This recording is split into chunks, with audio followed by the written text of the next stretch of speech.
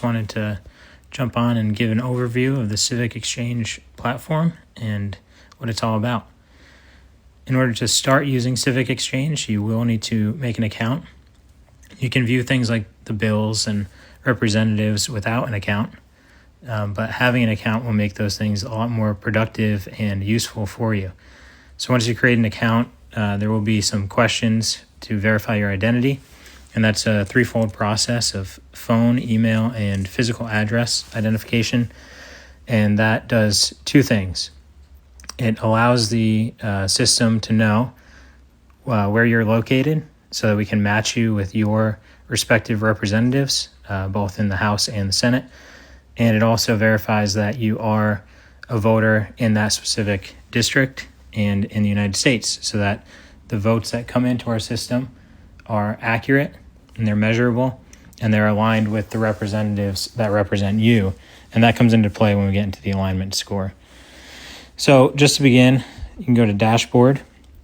And in my case, this will show me that I'm in the District of Connecticut, 2nd District. I've voted on 13 bills thus far, and I have 3 representatives. And I have level 2 verification, which means that I have verified my phone number, my email, and my address, which is how it knows what district I'm a part of. On the dashboard, you'll also see bills that are on the floor this week, and you can dig into those more on the bills page. So if I go to my representatives here, it shows that I have a few representatives.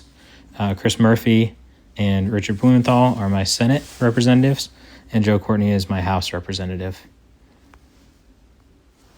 So the dashboard just gives you that brief overview to help you stay on top of things and be in the know of immediate things that affect you. Moving on to the bills page. Again, this is a more expansive view of what's on the floor this week. You can select the refresh button, and that'll refresh up to date. It loads in new information every day, but if for whatever reason you think this information might be outdated, you can manually refresh. And we'll get into these bills more as we dig in. All bills will show you every bill that is currently active in the House and the Senate, even if it's not on the floor this week. And you can search by types of bills, policy areas, and those sorts of things. You can even type in the exact bill number, sponsors, co-sponsors, and it'll bring up all those respective bills. On the resolves page, you'll see bills that are fully resolved, that either did not pass and they have since been set aside, or bills that have passed and have become law. And you can still review those bills and dig into them. You could still vote on them, but it's not going to really affect the alignment score as much as active bills. So in the active bills, you can select, for example, this one, HR 1945. Click on details. And the AI summary is already generated, which means somebody's been on this page and generated the summary. Once the AI summary is generated once, it is saved on the website. So new users don't have to regenerate the same material over and over again. And this is just a summarized view of the bill in plain English, showing an overview, the impact that it might have in the areas of our government, and select regions that it might oversee, key sponsors, and then the procedural status. Where is this bill now in the grand scheme of the voting path? Is it in the Senate? Is it in the House? Has it been approved? Has it not been approved? Now down here, you can cast your vote. It looks like somebody already voted yay, so their vote is locked in. If I vote, it'll highlight my vote in the respective color. And then you can always hit undo to undo your vote. So at the bottom, it has the latest action. It was received in the Senate on March 4th of 2026.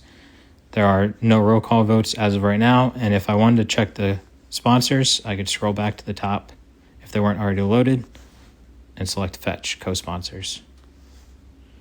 And now that information is there. And then further down, it has the legislative action. So what has gone on in regards to this bill thus far? And when did that happen? So that's a brief overview of the bills page. Moving on to representatives. This is all representatives, not just your representatives. So you can go through and you can look at each of these people. You can select on their party, select by chamber or by state. That's just a general overview. I'm not going to dig into each of these representatives in this video and how those pages work. Instead, I'll go to my representatives via the alignment page, and I can show you the more interesting things there. So on the alignment page, you have analytics. It shows all the bills that are being tracked in the top right there, 12,153. It shows your verification level. As I said earlier in the video, I'm level 2. I have 3 representatives, and overall my engagement is 13, meaning I voted yay or nay on 13 bills. So now it shows your alignment with your representatives from your state. So in my district, again, I have Chris Murphy, Richard Blumenthal, and Joe Courtney. And so it'll show bills that I voted on and bills that they have voted on. If I voted on a bill that they didn't vote on, it wouldn't be in the alignment score. If they voted on a bill that I haven't yet voted on, it wouldn't be in the alignment score.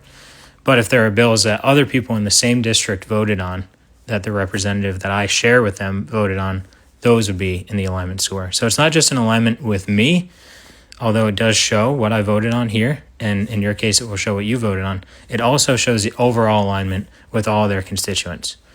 So in this example for Richard Blumenthal, you can see that for the 21st Century Road to Housing Act, the representative voted yay and the constituents voted yay. So that is the majority of their constituents voted yay on that bill.